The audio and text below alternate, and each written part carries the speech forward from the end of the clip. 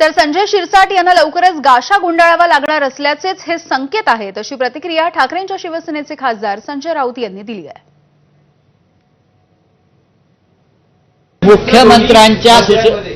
मुख्यमंत्र्यांच्या सूचनेशिवाय माधुरी मिसाळ अशा प्रकारच्या बैठका घेणार नाही.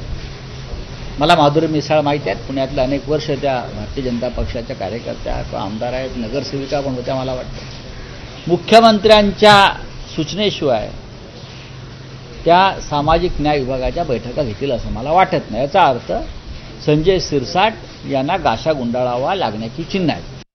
तसं काही नाही. बाकी जे काही तुमच्या बातम्या येतात त्या बातम्यामध्ये तसं काही तथ्य नाही.